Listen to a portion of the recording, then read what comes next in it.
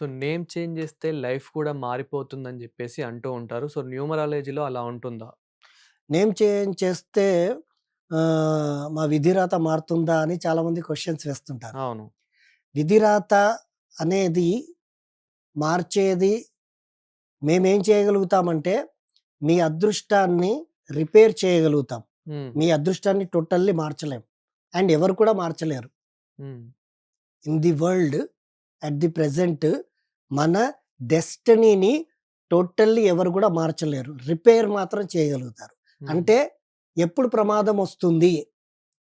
Suppose మీకు ఈ పీరియడ్‌లో టోటల్లీ డెడ్ యాంటీ కాంబినేషన్ ఉంది. హ్మ్. ఇక్కడ మీరు జాగ్రత్త పడాలి అని మేము చెప్పి, జాగ్రత్త పడడానికి ఇవ్వాల్సినటువంటి రెమెడీస్ ఇస్తే, కొండతో పోయేది గోరుతో పోతుంది. Okay. That is a best logic. హ్మ్.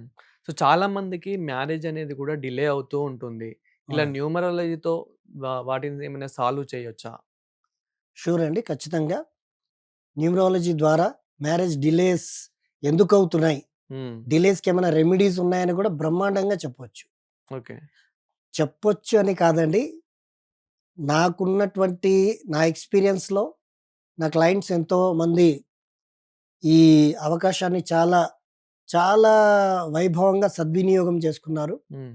వాళ్ళు మంచి రిజల్ట్స్ వచ్చి దాన్ని ఆహ్, మళ్ళీ నాకు ఒక ప్రేమ ఆప్యాయతతో బహుమతిగా రిటర్న్ గిఫ్ట్ లాగా ఇచ్చారు కూడా. అంటే ఎలా పనిచేస్తుంది? అసలెందుకు డిలే అవుతూ ఉన్నాయి? దీనికి సొల్యూషన్ ఏం జేస్తే బాగుంటుందంటారు? ఎందుకు డిలే అవుతుందని అన్నారు గదా! That is a hmm. Best point. Okay. How? Why ఎందుకు డిలే అవుతుంది?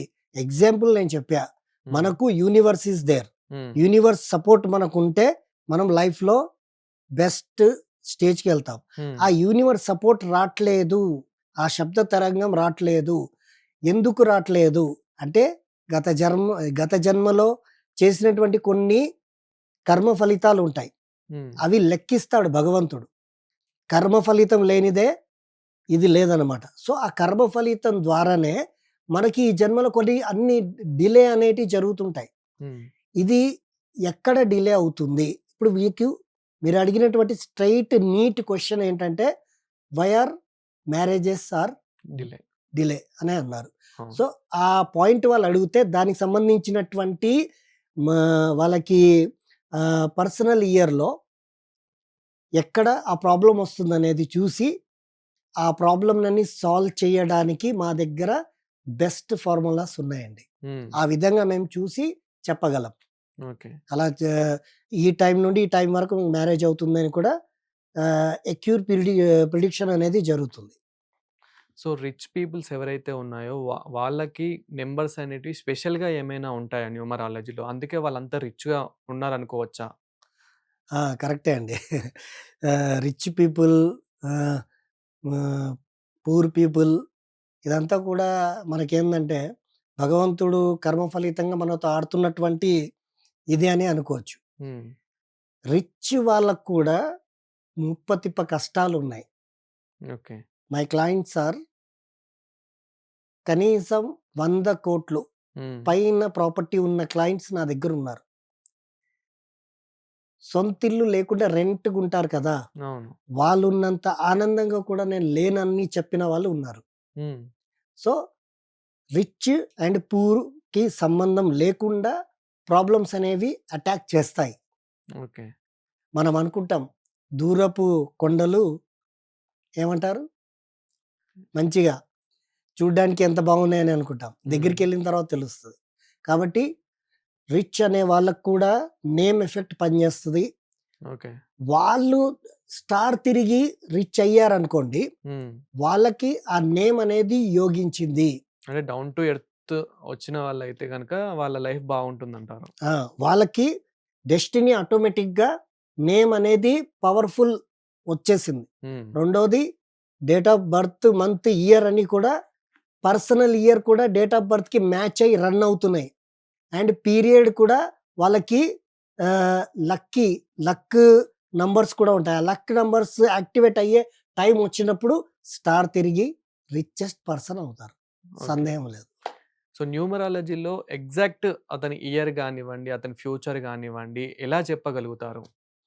హ్మ్. ఫ్యూచర్. ఫ్యూచర్ అంటే ఆహ్, మనకు ముఖ్యంగా పర్సనల్ ఇయర్ అని ఉంటుందండి. హ్మ్. ఇప్పుడు జ్యోతిష్యంలో తీసుకుంటే గనక ఏందయ్యా మీ దశ ఇలా నడుస్తుందేంటి? ఎప్పుడు చూసినా ఏడుస్తున్నావు. శని దశ నడుస్తుందా నీకు? అని సింపుల్‌గా అనేస్తూ ఉంటారు. అవును. అట్లాగే న్యూమరాలజీలో కూడా దశలుంటాయన్నమాట. హ్మ్. ఆ దశనే పర్సనల్ ఇయర్ అంటారు. హ్మ్. Personal year. ఫర్ ఎగ్జాంపుల్ ఇప్పుడు నడుస్తున్నటువంటి ఇయర్ ఏంటండి? 2026 ఇది. అవును. 2026 total is a 2 + 2 + 6 plus total is a 1. అంటే సూర్యుడి సంవత్సరము. దిస్ ఈజ్ ఏ సూర్యుడి సంవత్సరం. Last year is a total 9. 2025 is a total 9. So that is a 9. Number 9 is a fire. ఎన్ని అగ్ని ప్రమాదాలు జరిగాయండి లాస్ట్ ఇయర్? హ్మ్. జాన్వరి, ఫిబ్రవరి.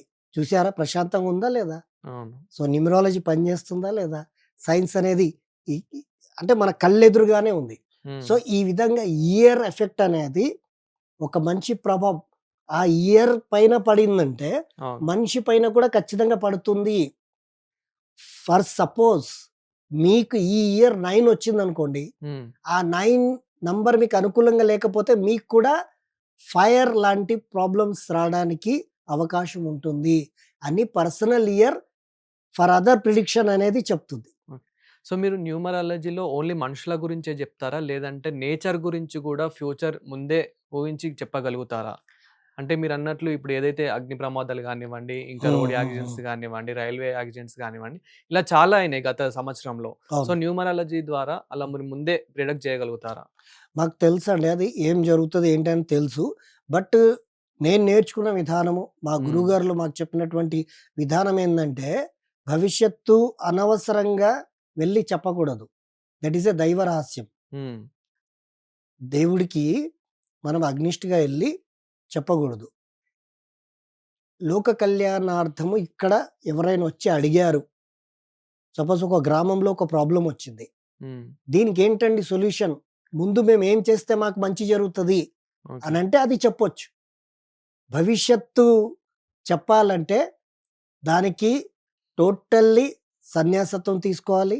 First point. హ్మ్. రెండోది మనుషులు తిరిగే చోట తిరగడం అనేది కష్టం అన్నమాట వీళ్ళు. హ్మ్. కాబట్టి భవిష్యత్తు చెప్పడం అనేది అది దైవ రహస్యం అండి. దైవ రహస్యానికి నేనైతే ఇప్పట్లో అవన్నీ పెట్టుకోదలుచుకోలేదు.